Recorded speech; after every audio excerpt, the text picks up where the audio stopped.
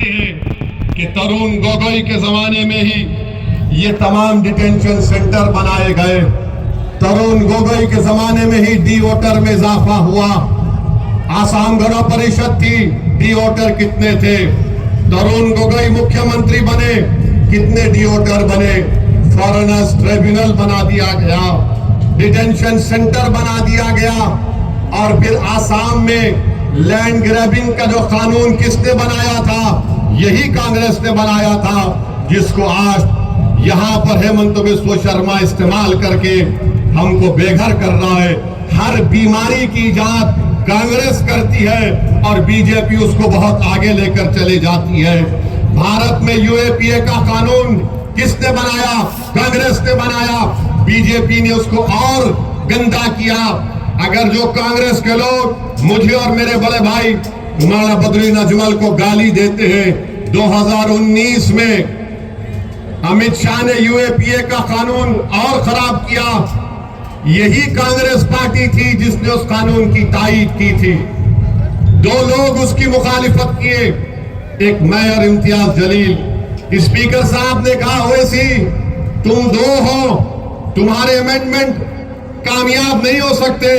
मैंने कहा सर, मैं अपने अमेंडमेंट को इसलिए मूव कर रहा हूं ताकि जब हम मरकर अल्लाह की बारगाह में पेश होंगे तो हम बोल सकेंगे कि अल्लाह, इस पूरी पार्लियामेंट में दो लोग थे जो इंसाफ के लिए लड़ रहे थे और सच्चाई को कामयाब करना चाहते थे।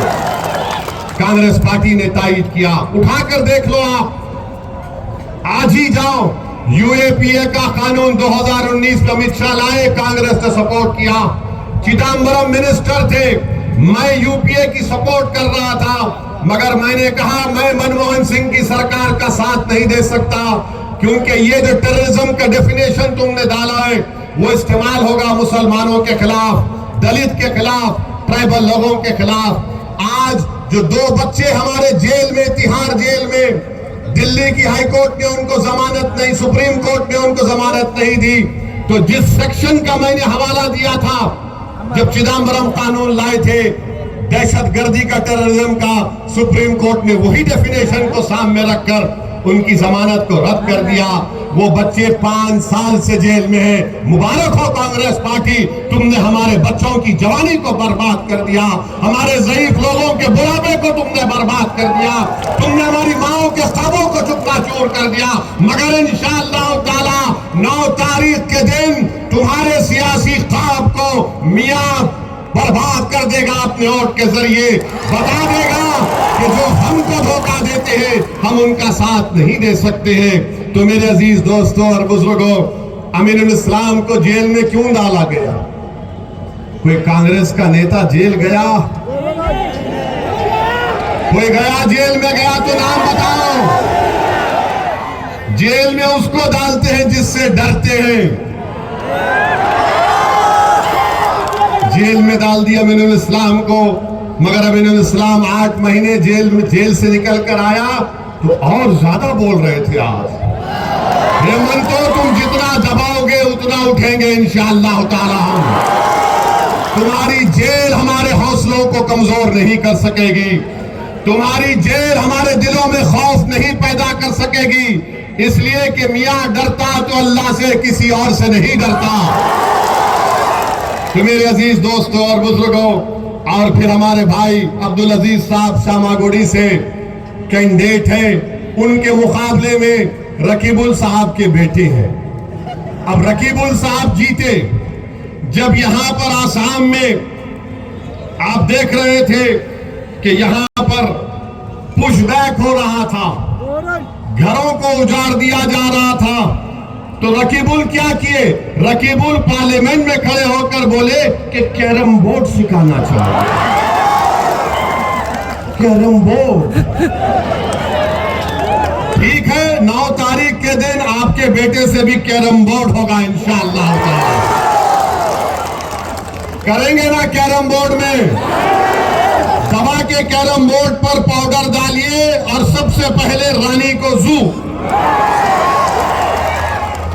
अभी ठहरे, अभी उड़न खटोले में जाना है अजमल साहब के पास। तो मेरी आपसे गुजारिश है कि 9 तारीख के दिन आप अब्दुल अजीज साहब को भी वोट देकर कामयाब करिए। रकीबुल साहब 5 मरतबा एमएलए थे, 5 मरतबा मिनिस्टर थे। कांग्रेस के लोगों, एक काम बता दो जो रकीबुल साहब ने किया इस विधानसभा में। एक काम बताओ, एक काम बताओ। नहीं किया तो वोट देंगे उनको आप। 9 तारीख के दिन किसको वोट पड़ेगा? ताला चाबी पर बटन दबेगा। और हम हेमंत बिस्व शर्मा से कह रहे कि तुम मियां को डरा सकते, तुम मियां को डरा सकते, मगर हम डरने वाले नहीं हैं। तुम हमारी कमर तोड़ना चाहते हेमंत साहब, आप हमारी जान ले लो। बोलो कहां पर आऊं, गोली कहां मारते बताओ, मैं मारने से जा रहा हूं। मगर याद रखो, दुनिया जब तक, मियां जब तक जिंदा रहेगा, दुनिया उस वक्त तक रहेगी। मियां जब तक जिंदा रहेगा, दुनिया उस वक्त तक रहेगी। और जब तक हम जिंदा रहेंगे, अपने मस्जिदों में जाकर हय्या अलल सलाह हय्या अलल फलाह बोलते रहेंगे। मस्जिद के बाहर आकर ला इलाहा इल्लल्लाह बोलते रहेंगे। तुम्हारा जुल्म खत्म होगा इंशाअल्लाह ताला।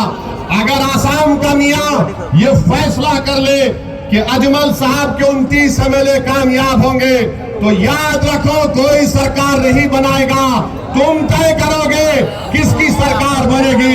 तो लगाओ मेरे साथ नारा, नारे तकबीर, नारे तकबीर। अल्लाह आपको सलामत रखे। सलाम अलैकुम।